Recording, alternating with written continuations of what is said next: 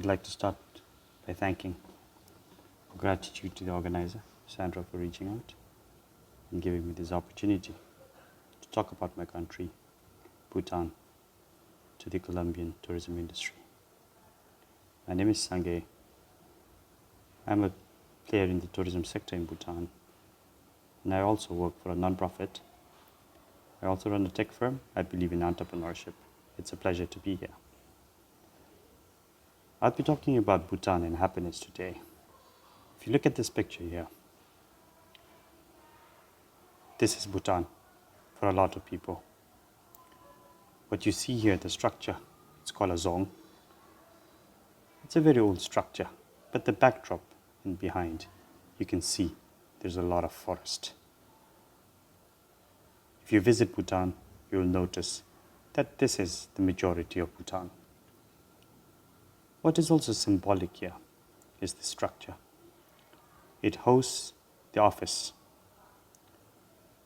of the religious spiritual leader of the district and also the administrative leader of the district, signifying this very strong bond between governance of the spiritual and the administrative.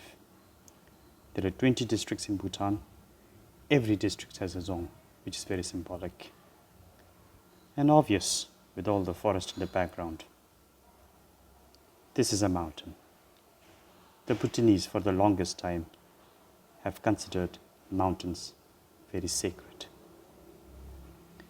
The mountains are considered so sacred that we actually banned mountaineering in Bhutan. Mankind have made it to the moon, to this space, and submitting a mount is no really a big defeat, a big feat. So considering all that and based on the spiritual beliefs that Bhutan has, we made a policy to stop mountaineering in Bhutan. And because of that policy, the highest unclimbed mountain in the world is in Bhutan at the moment. It's an attraction. I'm aware of so many people who wants to submit the tallest mountain in Bhutan. The sacredness can be seen here. People make it to the summit to worship the goddess or the deity or the protector of the mountains. And it's so serene. In this picture, you will see stupas.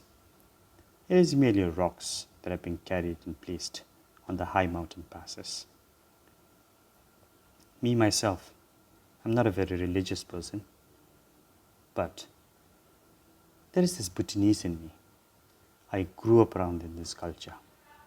Every time I make it to a mountain pass, I'll end up carrying this rock, this stone along with me, and then making this stupa. It has become like a DNA, a part of who I am.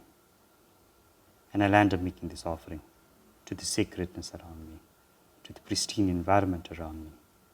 So this intertwining of everyday life based on the spiritual and cultural beliefs together, making nature part of us, the idea of interconnectedness, everything of the making out of nothing, and the interrelationship between all the natural elements coming together to create all of us, is very strong in Bhutanese everyday life.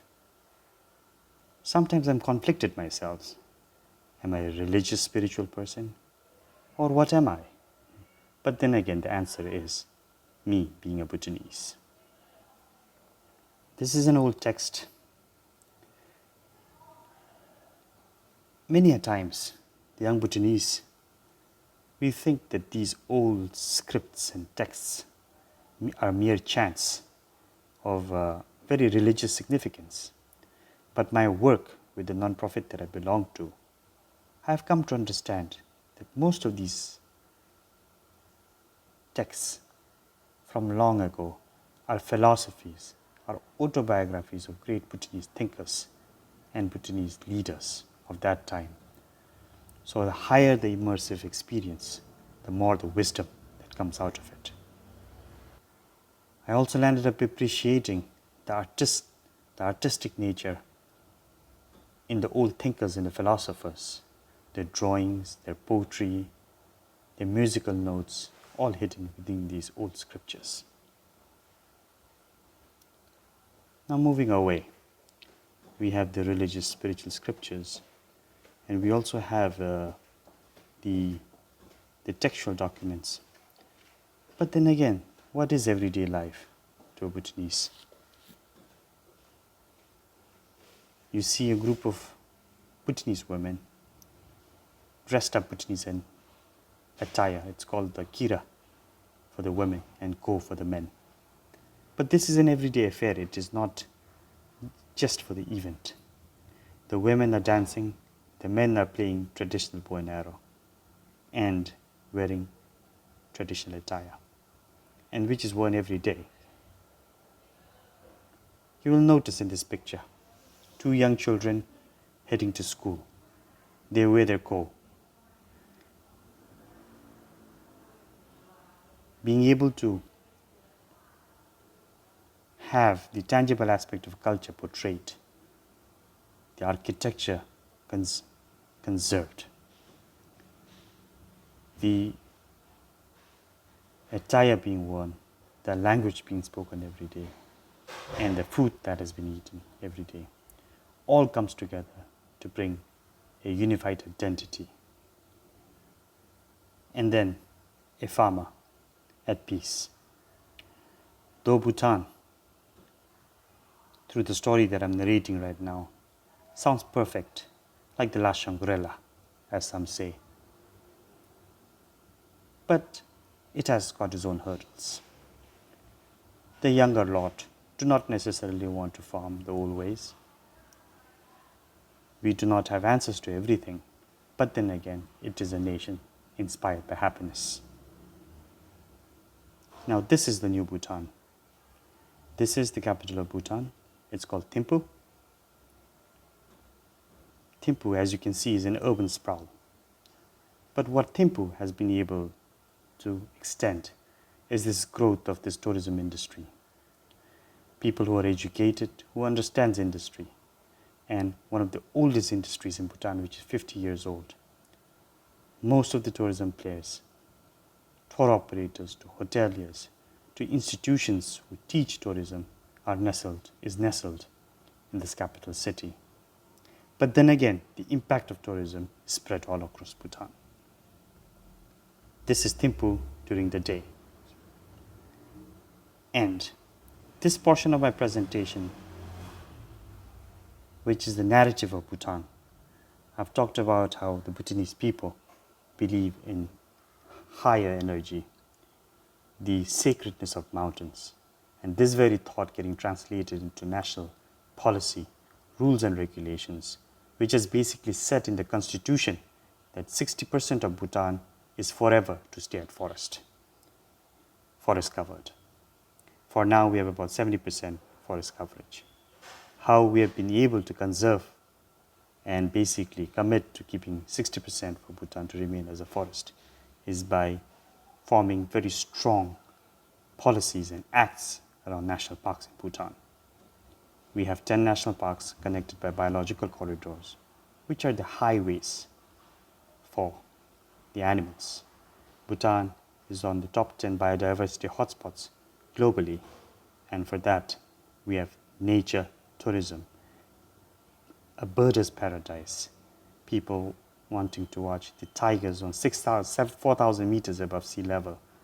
It is all happening in Bhutan. The transition, though, in the past 30 to 40 years for Bhutan has been a lot. From an isolated hermetic country to a global member, to a rural community, to an urban settlement. From a subsistence farming, which was enough about not consuming too much, to a consumerist market economy, an oral society to an audiovisual social media world, a medieval monarchy to a bicameral democracy, nature-oriented, mind-centered spirituality to secular scientific modernity. This is what Bhutan has gone through in the past 30 years. It has been a lot for Bhutan to take. Prior to this, up until the 1970s, Bhutan went through a period of self-imposed isolation. We decided to impose isolation on ourselves. And when I reflect upon it, that was a period which actually helps us identify who we Bhutanese are. And on that journey, it was the great fourth king of Bhutan, His Majesty the King Jigme Singye Wanchu, who thought about the idea, development with values, gross-national happiness, a development philosophy alternative to GDP, gross domestic product. It is never about just growing economically, but at the end of the day, development should be defined by the well-being and happiness of its citizens. With this, I'd like to play a short video, an animated video about 4 minutes for the understanding of what is gross-national happiness through an animation. The Simple Show explains gross national happiness. This is the fourth Dragon King of Bhutan, a beautiful country at the eastern end of the Himalayas. He became king at the age of 17 in 1972. It was then when he had to decide what should be the philosophy behind his reign. He looked at other countries and noticed in most of them the government and the people strive for economical wealth. And those few who achieve this goal usually live a comfortable life. But on the downside, many other people live in misery, poverty, or social isolation. Also, in the ruthless hunt for money, huge parts of the environment are often destroyed. This couldn't be the right path for Bhutan. The concept of gross national happiness was born. The primary idea of GNH is that every human being aspires for happiness, and a country's development should also be measured in its citizens' happiness. The fourth Dragon King's challenge, therefore, was figuring out how to balance economic development with the emotional and spiritual well-being of his people. Although economical growth can't be the only goal, a flourishing economy gives the government the funds needed to provide a working health and educational system, as well as certain living standards. Because being healthy, having opportunities for the future, and knowing that security, a steady income, housing, or well-balanced time use are guaranteed is crucial for people to be happy. But furthermore, people get a lot of positive energy from being with others and sharing interests. Participating in cultural life and to hold up local traditions and cultural heritage lead to a stronger community feeling. Healthy family relationships, advocating community activities, and religious aspects are factors for achieving happiness. It gives the Bhutanese people a strong sense of values and identity. The fourth Dragon King reigned 34 years, basing his decisions on all factors of gross national happiness, asking himself, what makes Bhutan's people happy? And the fourth Dragon King lived by example, leading a very simple life. In fact, he believed so strongly in the concept of GNH, he even decided to hand over sovereignty to the people. In 2006, he retired as king at the age of 52 and changed the course of history. 2 years later, in 2008, Bhutan elected its first representative parliament. Since then, the idea of gross national happiness has taken quite some momentum outside of Bhutan, with other countries and people around the world thinking about adopting the GNH approach to strive for development with values and to make the world a happier place. Okay, I hope that video was helpful to give you a perspective, an animated perspective of what gross national happiness is. In my country, every 5 years, and sometimes we'll end up doing it in 10 years, because we do not necessarily have the abundance of money. But irrespective, As per the survey, majority of the Bhutanese are happy. In the Global Happiness Index, we haven't been able to beat a lot of countries. The Scandinavian nations have been topping it. But in South Asia, at least we are the happiest. The idea of gross national happiness in the 70s being promoted by His Majesty the King and then developing over the years. There are 9 domains which are basically clustered under 4 pillars. The 9 domains basically being psychological well-being, mental health, connectedness, health, which is a service which is extended to every Bhutanese for free. Time use, how you divide your time, the decisions you make to free up your time. And there is also this growing idea that it is not about time management, it is really about decisions management. And to make the right decisions, living a mindful life, living mindfully is key. Cultural diversity and resilience, community vitality, taking care of oneself, taking care of your own family, and your neighborhood, your community, the country at large. Good governance, where leadership really matters, the inspiration, the path that the leaders draw. Education is another domain, again extended to all the Bhutanese for free. Living standards and ecological diversity and resilience. But I'll not go into the details of the 9 domains, but I'll talk about the 4 pillars. The 4 pillars, one being conservation of the environment, protection of the environment. The other being promotion of culture.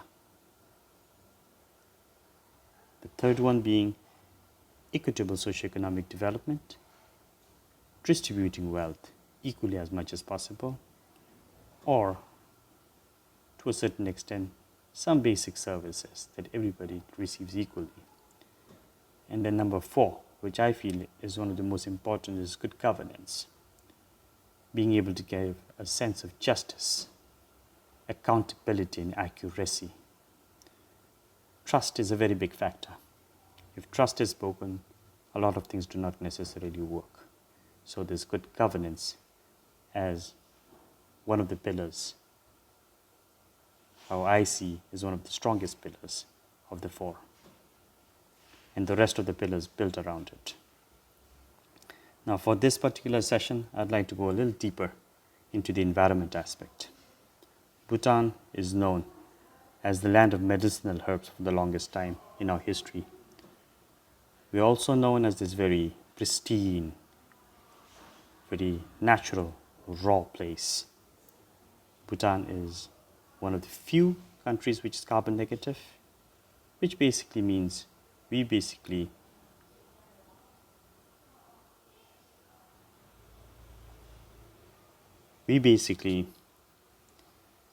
consume, we basically suck up more carbon than we actually emit. And how we've been basically able to do that is also, of course, we are a small country with 800,000 people, but then again, by being able to have 70% forest coverage, and like I shared before, as per constitution, we are to have 60% of forest coverage throughout for Bhutan. Environmental conservation in action. Even though tourism has been a key tool in the economic development of the country, we basically banned mountaineering, which we could have actually benefited. But the beauty of it is, because we have less visitors on the mountains, the carrying capacity of the mountains are very well taken care of. We have very less trash on the mountains. There could be days you could go on the mountains without meeting another human being. That's how pristine and protected the environment is.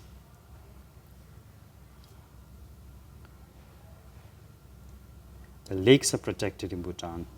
We believe that the lakes still have mermaids. We know it's a myth, but then again, we live along with the myth, and we actually really believe that there might not be a physical mermaid, but the beauty of the lake itself is the beauty of the mermaid. These cultural values, these communal shared values that we celebrate, the family ties, the breakfast and the lunch and the food that we eat together as family, the spiritual practices of actually respecting the tree, the rock, the air we breathe, and this idea of everything is interconnected, and how maybe the dog which is just outside my house in the previous life could have been my mother. Such ideas, which are deeply ingrained in the Bhutanese, really help us to think differently.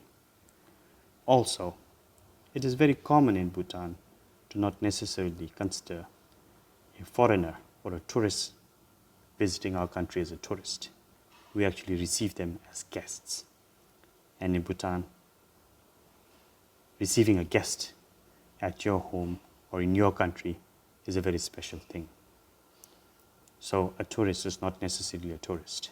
A tourist is perceived and received as a guest in Bhutan.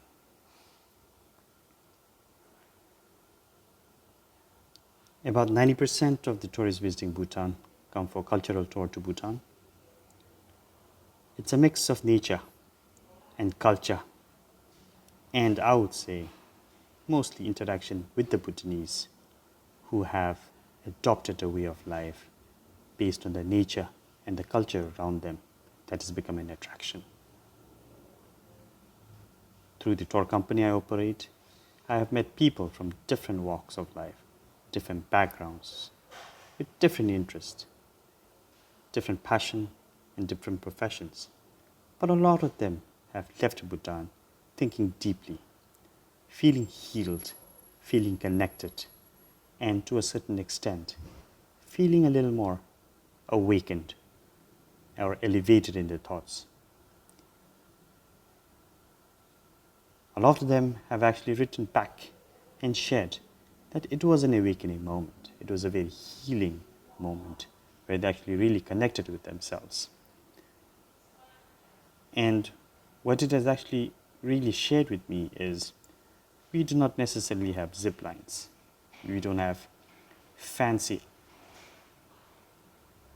paragliding experiences in Bhutan, but it is really the deep connection of visitors with the people, with the way of life, with the culture and the everyday life that the Bhutanese live, which is appreciated. And all the benefits that comes through tourism is structured through a government policy with a very transparent, accountable, good governance approach, which has basically benefited socioeconomically through the socioeconomic impact of tourism to all Bhutanese in all different walks of life. And I'll explain a little more about that in the next slide about tourism in Bhutan. Tourism in Bhutan, the policy. After the 1970s, when Bhutan decided to open up after a self-imposed period of self-imposed isolation, we adopted high value, low volume tourism. Or you can also say high impact, low volume tourism. By that, what it means is we wanted to have strong destinations management and also make sure we have a strong visitor management in place so that the tourists walk away with a very good understanding of what Bhutan has to offer. How could we deploy high value, low volume? How did we make sure that Bhutan maximized on what we had? So, and by the by, the visitors also maximized their journey in Bhutan. Bhutan do not necessarily have a huge carrying capacity. because in the first place, we do not necessarily want to bring in a lot of visitors. We do not have the capacity, nor do we want to really promote it. But at the same time, we want people to know what Bhutan is, and for the Bhutanese to also be proud about what Bhutan has to offer. So we have basically been able to do and manage the number of visitors to Bhutan through the policy called the minimum daily package rate. And within the minimum daily package rate, there is a sustainable development fee which the government charges, which is used to provide free public services to the citizens of Bhutan, and that is inclusive of free healthcare and free education services. In this slide, I'd like to talk about the minimum daily package rate and spend a little more time here. Pre-COVID, from 1974, what the Bhutanese government used to do was it had divided the season into high season and lean season. We had a regulation in place which talks about minimum daily package rate. It was mandatory for every visitor coming to Bhutan to come with a registered Bhutanese travel agency. The registered Bhutanese travel agency to process the visa of the tourist with all the other checklists, but we also put in a mandatory requirement of spending $250 a day during the high season and $200 per day during the lean season. Only after receiving the minimum daily package rate in an authorized bank's bank account, then only the visa would be processed. If you were coming to Bhutan for 10 days, 250 times 10 is equal to 2,500. If the 2,500 US dollar was not received against this person, Mr. A, in the account of the government for this particular tour company, then the visa would not be processed. This was how it was monitored. Once the money is received, $65 out of the 250 would be taken as a sustainable development fee by the government. During the lean season, out of the 200, the government would charge $65 as a sustainable development fee. Now, for the tour operators to conduct the actual tour, during the high season, the tour operator would be left with $160, and during the lean season, the tour operator would have $115, and this would actually cover the cost of their accommodation, their fooding, their guiding, their logistics, and other costs involved. This was the minimum daily package rate. If somebody is doing luxury, you could add more on it. What this regulation basically protected the tour operators from is that you have a guaranteed earning. So the hoteliers are paid, the tour guides are paid, the accommodation, the logistics, everybody's paid for. And then there is a steady growth of the whole industry.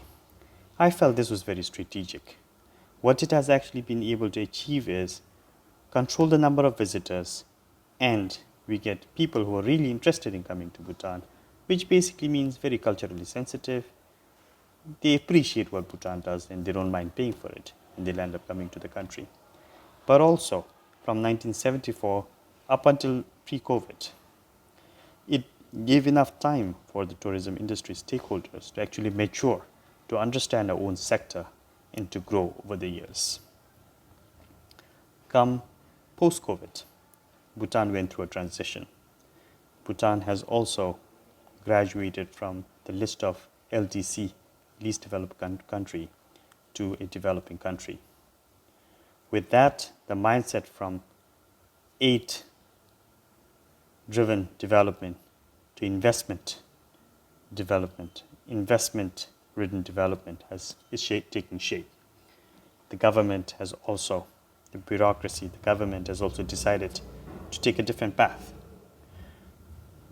The tourism industry and the stakeholders are more mature. We understand what the game is. Now, the competition should not just be within Bhutan. The competition should be more open.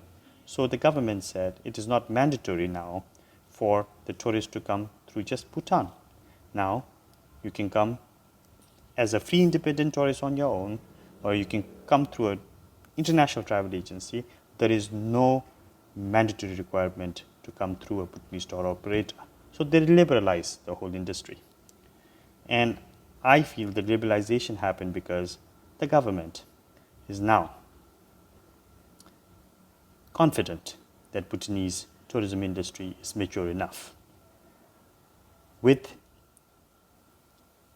liberalizing that you need not necessarily come through a Bhutanese tour operator, the government also removed the minimum daily package rate of $250 and $200.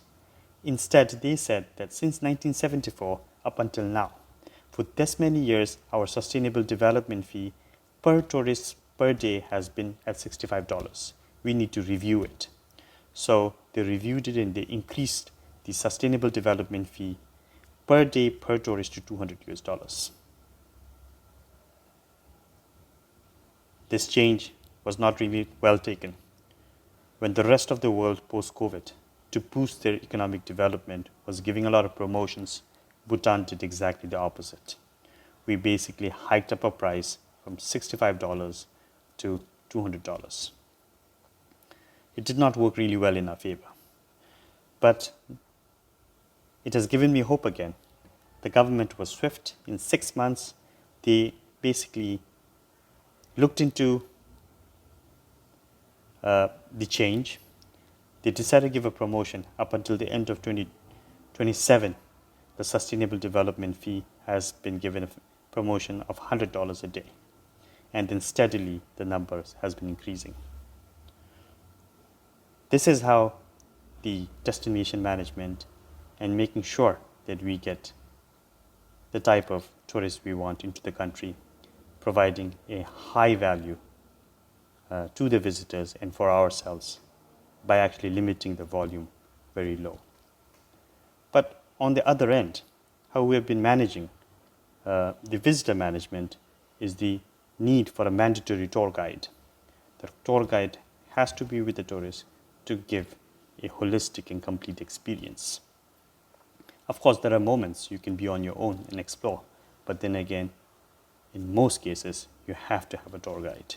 They're ambassadors of Bhutan to the rest of the world.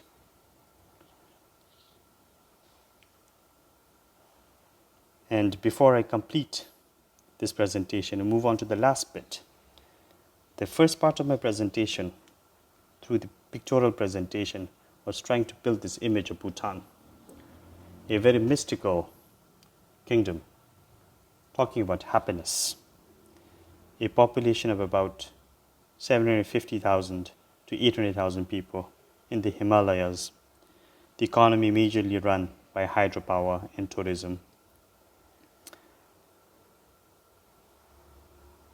creating an identity, taking happiness to the UN and putting it as one of the development goals. We have basically been able to take culture, nature, and create an experience which is totally sustainable, focusing around the idea of community-based nature tourism, where nature is protected by actually banning mountaineering. Such mindful approach to development has come on the forefront of Bhutan. Bhutan is now trying to take a leap. Like I shared, from an LDC to developing country, the king of Bhutan, the fifth king, the current king, has initiated a project. Through the pictorial presentation, I talked about the old Bhutan, how it has grown over the years, and then how the idea of gross national happiness has basically become a policy tool which governs tourism policy to a hydropower development policy to any policy in Bhutan. And mainly focusing on the tourism policy, how for the longest time the high value, low volume policy has governed into the pricing policy to destination management to visitor management altogether. And tourism being able to shape craftsmanship to farm to table concepts to people who are beekeeping wanting to share the experience to the rest of the world and visitors to Bhutan. But then again, as much as the idea of happiness, well-being revolves very well around these four pillars of conservation of nature and environment, protection, promotion of culture, keeping it very much alive, not just conserving it, but living it, and then good governance. But then, as the world opens up, the impact of social media to the world becoming a global village, the younger people want to be more engaged. They want to do more creative stuff. They want to be innovative. So this is a challenge for Bhutan. And with this, I would like to go to the last part of the presentation, which talks about the Gelifu Mindfulness City. This is the Gelifu Mindfulness City. I'll share a video in a minute. It's about 3 minutes long. It's an initiative by the king where he's establishing a special administrative region. There are only 3 SARs in the world, and Bhutan is starting the 3rd SAR. But ours is by design. The Gelifu Mindfulness City is a place where mindful innovation, mindful capital, and mindful tourism is to shape up Bhutan. The 4th pillar of socioeconomic development, equitable socioeconomic development, has taken the forefront. We're changing gears a little. The younger people need to be more engaged. The nation needs to progress. But we are very much aware that what we have done right, what we do have, the culture, being Bhutanese, being content, keeping that as the cornerstone, how do we create a mindful city, driving mindful investments? This has also excited the people in the tourism industry, from cultural protectors, wellness practitioners, to hoteliers, to tour operators, because we are trying not just to keep G&H within the country, mindfulness in the country, but we are trying to attract global attention of mindfulness and cross-national happiness to this particular place, the Gelifu Mindfulness City. Here's the video. In the land of the Thunder Dragon lies a special place where wisdom and compassion have forged a unique way of life. Rooted in the timeless principles of Vajrayana Buddhism, Bhutan seamlessly intertwines spiritual and cultural values with a profound respect for nature. A green sanctuary where national parks and forests absorb more CO2 than the country emits. Bhutan harnesses the power of its rivers, making it one of the cleanest nations in the world. Guided by Buddhist principles and the philosophy of gross national happiness, Bhutan has nurtured a society built on trust and well-being. A safe place, governed by a stable political system dedicated to the country's long-term vision. Today, Bhutan is focused on building its future, ready to emerge as the gateway between South Asia and the world. Rooted in Bhutanese identity and open to international partners, a new city will serve as a hub for global exchange and sustainable development. With a confined footprint of just 4% of the nation, this special administrative region will lay the foundation for future generations, becoming a new model for a lasting legacy. Welcome to Gelifu Mindfulness City. Descending from the Himalayas to the lush tropical plains, a cascade of urban terraces is shaped by the uninterrupted flow of water, plants, and animals. A land where bridges become cultural landmarks, connecting one neighborhood to another.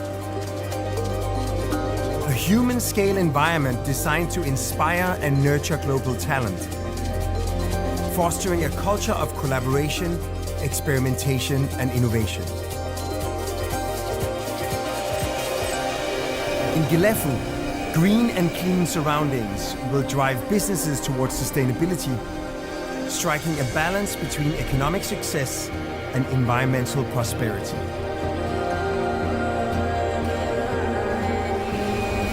Built with locally sourced river stones, timber, and bamboo, the Mindfulness City blends tradition with modernity, preserving heritage while advancing progress and cultivating resilient, self-sustaining communities.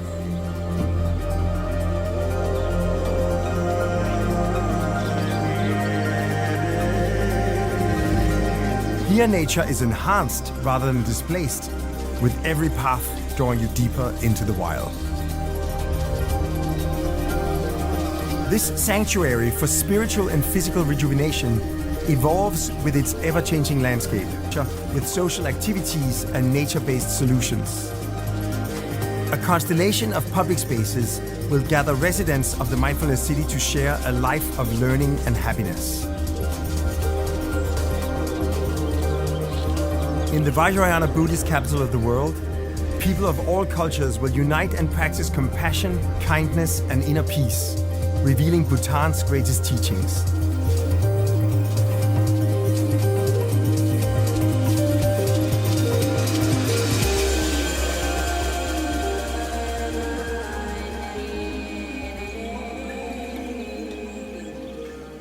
Together, we begin a new era of mindful prosperity.